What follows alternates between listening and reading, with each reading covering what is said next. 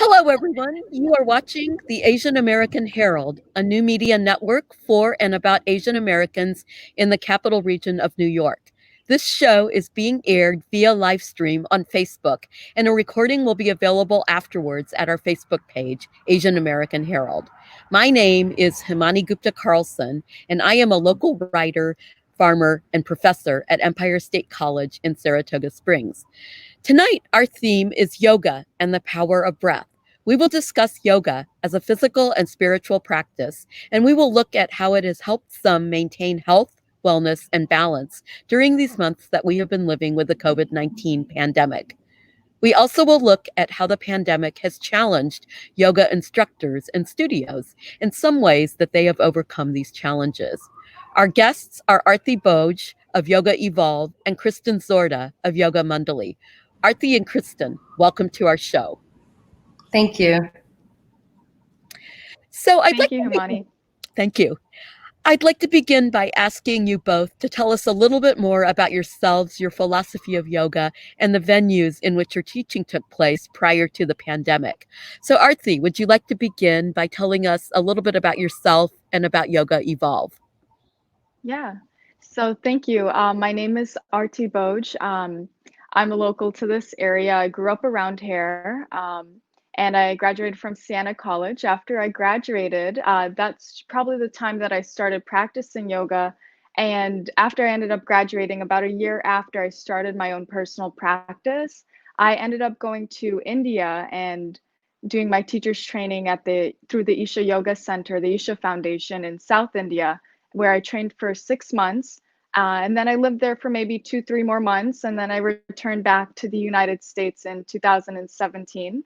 And from there, I've been teaching mostly for the Isha Foundation, which allows me to travel throughout the United States and teach classical Hatha Yoga. So I'm trained specifically in classical Hatha Yoga, where there are only right now, I would say like less than 1,000 teachers in the world trained in this style of yoga, and only a few hundred teaching in the world. So that's why it allows me the opportunity to be able to travel so much and teach yoga to others. And so this style of yoga, what particularly drew me to it and why I decided to go along this path was because I was already doing other Isha yoga practices, not necessarily Hatha yoga, but more so the Kriya yoga or energy based practices, breathing based practices. And that had a tremendously transformative impact on my own life. And it happened at such a young age. I was like 21, 22 maybe. But it was such a significant change in myself that it really drew me to wanting to offer this to others because I could see just personally how much it changed my own life. And I knew that this was something so powerful to be made available for others. So that's how I ended up doing that.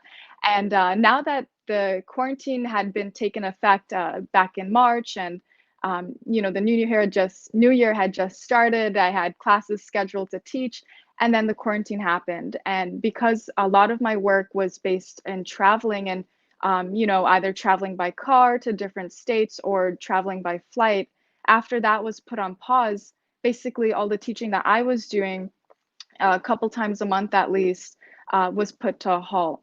So from there, it really had me shift to considering just focusing on my own practice and just continuing to delve deeper into that, into my own daily practice, and then seeing where this is going to take us from here, because my teaching is right now on a pause with that. So now we're looking at different things that we can do in terms of online yoga or online processes that we can make happen for now. Yeah, I could definitely see from your description of the kind of yoga that you teach that this pandemic has really forced a big rethinking. So, Kristen, tell us about you and your yoga philosophy and practice. Sure. So I would say I got into yoga as a daily practice about 10 years ago when I was seeking, I guess, more of a overall health and wellness kind of practice. And it led me to find a practice that was less asana and not less, I guess, focused on asana and more focused on the breath and the spirituality, which was Bhakti yoga. I ended up studying with a teacher in Mexico at the Vastu School of Yoga there, and just really fell in love with the other side of yoga, if you will, that I had never been exposed to. And that led me to Yoga Mandali in Saratoga. At the time, I was living in Saratoga when I got back from Mexico, and I had been doing some hot yoga. And I walked into the studio, took a couple classes, and realized that I really resonated with Bhakti, which is really yoga of devotion. So that led me to kind of strengthen my practice and make it part of my daily life. And then fast forward to about, I guess, 5 or so years after I was practicing there, the owner had announced she was going to sell the studio. And at the time I was teaching, the same similar story, that I had found how much it did for me. I had kind of was experiencing some things in life that yoga seemed to really help me deal with. And I wanted to share that with people. So I had done the teacher training there, and I went into India and did my 300 hour. And, you know, never thought I would own a studio, never thought I would own Yoga Mandali. But again, the owner kind of put it out there. At the time, it really wasn't on my radar, but it ended up manifesting, and here we are. So I bought the studio about 2 years ago. And of course, when the pandemic hit, or the the stay-at-home orders, that really kind of, set us back, because we still have the same bills to pay, and not having the revenue come in is like, ooh, yikes. And there was a lot of help from a lot of different, SBA and some other agencies, but really, it was really hard to kind of get that kind of money, because we don't have employees. Everybody's 1099. There's some other stuff. But anyway, so, we relied on donations from the community. And now, of course, we started doing online yoga, and now yoga in the park. So, we're surviving, but definitely a setback. Yeah. So that kind of leads me into my next question. And, I know as a student at Yoga Mandali that I was at the studio one day with hand sanitizer and extra wipes on my mat and washing my hands 3 times a day. And then the next day I was running in to collect my mat from storage because I was afraid that it was no longer going to be safe to be there. And then the next day the studio closed altogether.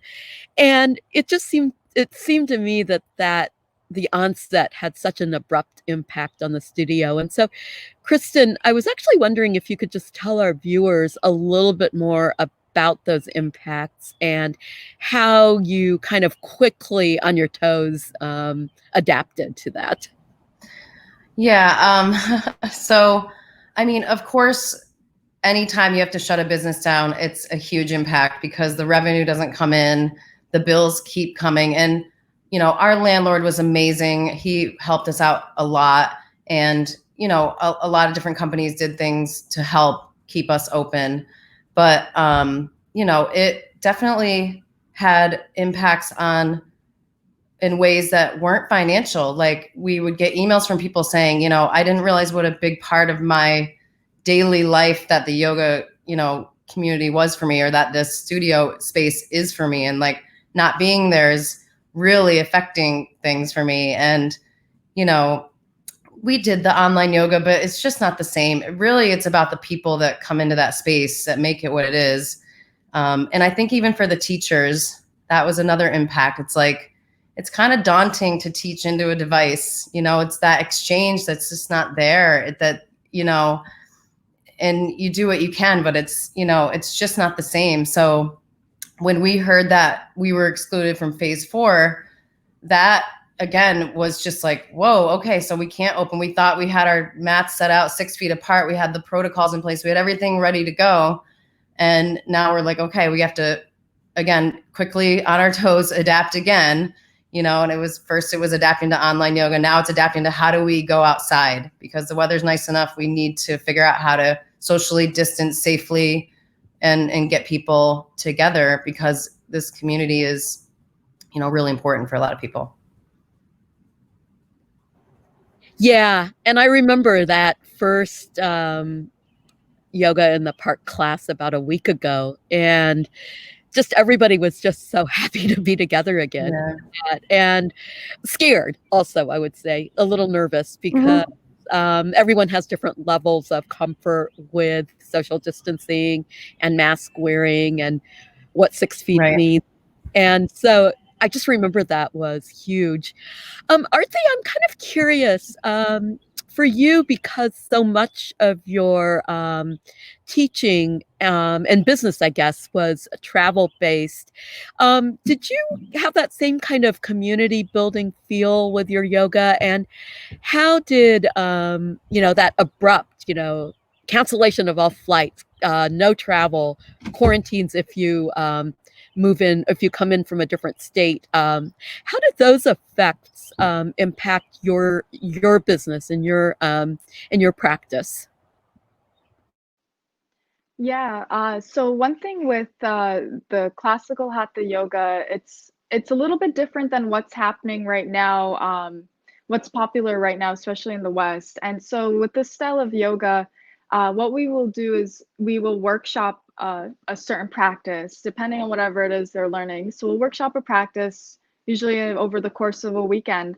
And then once the participants learn this practice, they're able to take that and then continue practicing on their own. So they have a complete, whether it's something like yogasanas or something different that we offer like Surya Kriya, they have these a set of postures that are designed in a certain way for a certain benefit, I guess you can say. And then they're able to do it on their own. So in that sense, it didn't really affect the people who have already learned these practices. And in terms of the community, one thing that we did do was for different yoga, like more meditative based practices, they would meet once a month with satsang and they would have the community come together in the different city centers. So that's one thing that was put on a hold. And now what they're doing is trying to do it online so they can still kind of help not only continue to meet, but help to motivate people. I know Kristen mentioned that, so many people need that, and just being able to meet with one another, being able to meet with your teacher is just a huge step in terms of continuing your practice and continuing that growth that you've started. So these are some things that's, just changed a little bit, but in terms of the personal practice, once they've learned it, they're able to continue on their own. Now, people who have been wanting to learn or people who are interested in learning, that has definitely put a major pause on all of that because like Kristen was also mentioning, there's something that happens when it's taking place in person.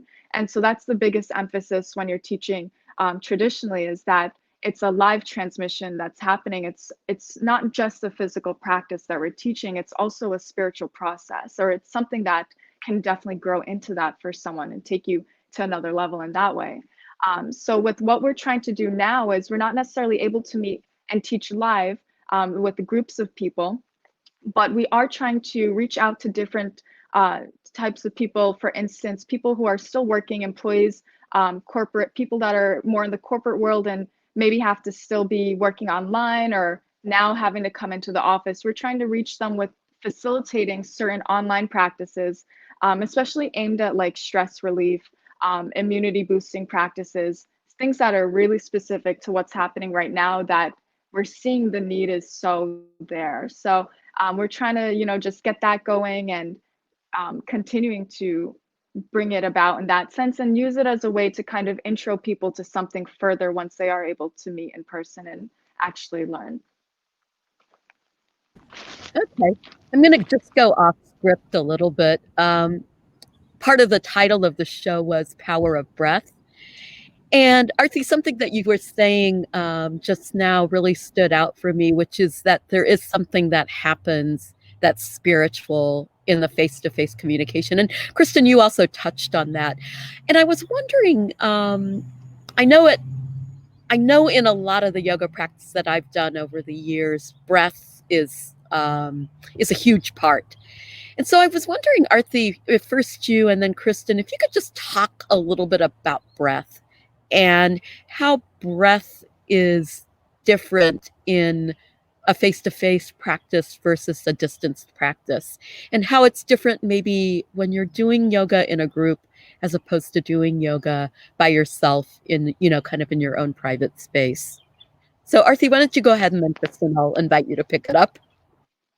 Sure. So in terms of breath, depending on the practice, the breathing is different. So typically, the main type of breathing that we'll tell people to focus on is just breathing slightly deeper than normal. There may be different types of breath that happen within a certain practice for different reasons, but usually it's breathing slightly deeper than normal. So with that, being in person with the student, whether you are guiding them through a new practice that they're learning for the first time or just reviewing something with them, it's so important to be able to bring their focus back to the breath. And I think those prompts of being, with the teacher in person is helpful in doing that. In terms of, I think it's a little bit different with the style of yoga that I teach too, with how it's happening online, because the online practices that we're teaching are a little bit different from what we're doing in person. But in terms of the breath being an important aspect of yoga in general, it's one way of allowing the mind to kind of hang on something where, for instance, if you're holding a posture, going through a sequence, the body may be a little bit uncomfortable, or you may be wondering what's going to happen next, or if I'm doing this right. So many thoughts are running through your mind. But when you can come back to focus on your breath, this is one tool that we're using to be able to go deeper into your posture and maintain a more of an inner focus and inner awareness, which is the basis of what yoga is trying to do, of using those postures, hatha yoga, for instance, to do. Yeah, excellent, true. And I was breathing slightly deeper than normal as I was listening to you speak, and it was very calming. So, Kristen, talk about breath in kind of the bhakti tradition that you follow and that Yoga Mandali advocates. Yeah. So you asked about what's the difference between doing an individual practice with the breath versus like a group class with the breath. And I always notice as a teacher that whenever you remind the group about a breath, take an inhale, exhale, whatever, there's always this beautiful collective energy that, everyone inhales and everyone exhales. And sometimes during the class, it'll be that like someone next to you takes a big breath in and you're like, oh, I want that breath too. So then you do it. And it's like this nice little reminder, like, okay, time to breathe in or something like that. So I do love, I'll go back to that exchange where when it's that group energy, there is something beautiful about everybody inhaling together, everybody exhaling together. It's just like energetic. But it is important, just like Arthi said, that, you use the breath in the practice to go deeper, to make more space, to connect and help you kind of move into different places. And I love what she said about not having something kind of like hanging onto something in the mind, where the breath can kind of take you into this beautiful like internal meditation that you always have. Like you can just think about the inhale and you can think about the exhale. It's always with you. So it's really, really important, I think, in most, if not all, yoga practices.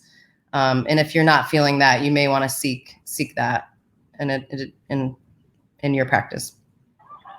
Yeah, it's interesting. Whenever I hear, something like take a big breath or let the breath begin before the pose actually begins, it reminds me that I'm actually not breathing.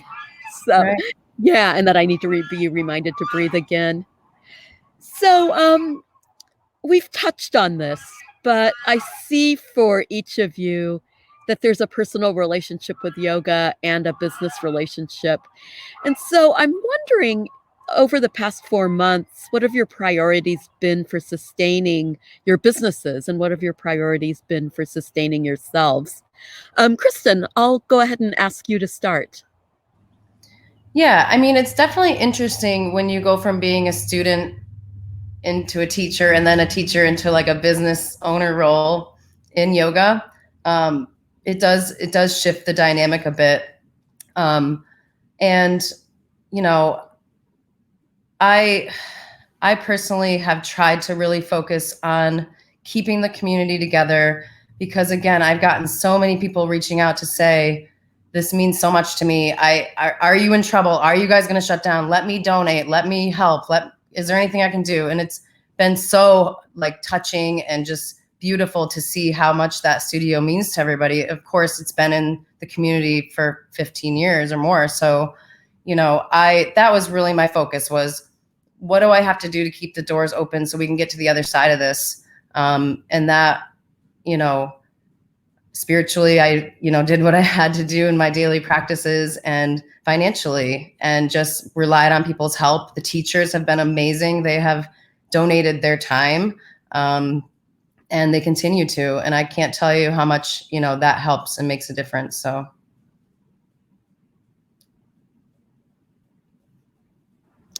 Great. Yeah, it's been very gratifying to kind of just to really see the community aspect of that come out. And Arthi, tell us a little bit about your priorities as far as sustaining your business and also sustaining yourself.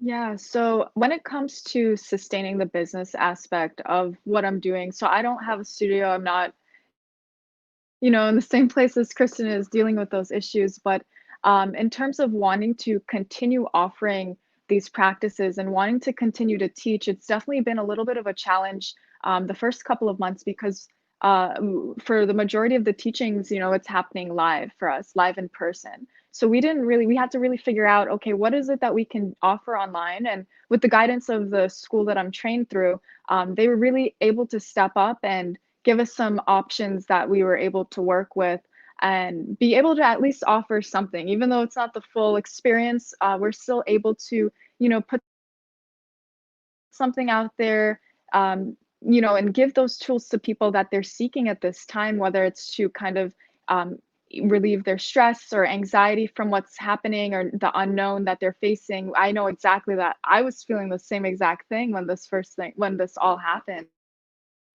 And not just in terms of what am I going to do for work, because I also have another avenue of employment that as a realtor.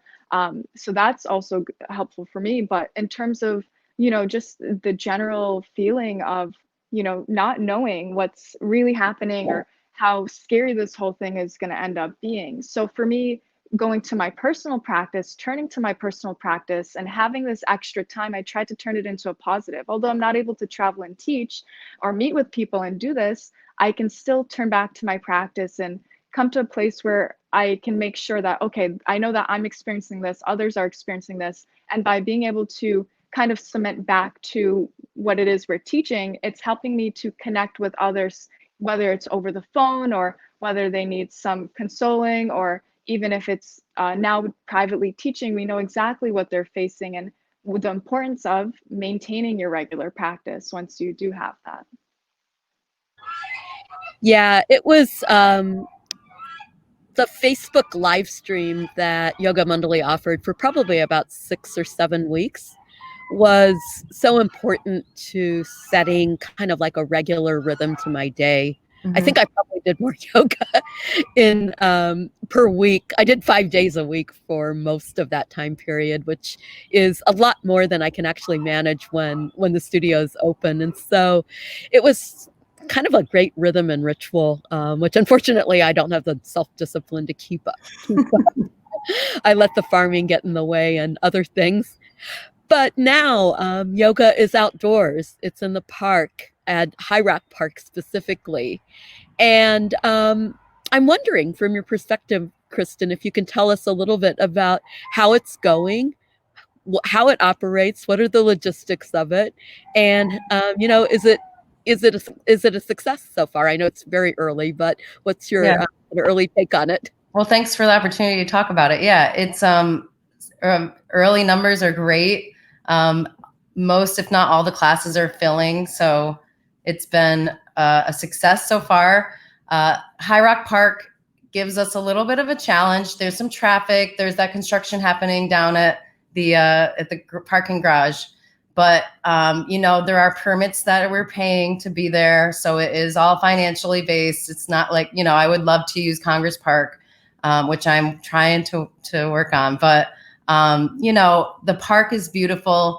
It doesn't matter what your surrounding is. If you can just take it inside and, again, with the breath and the movement and linking all of it together, it's really great. It works. So the deal is you can visit our website or you can go to MindBody and you'll see the schedule.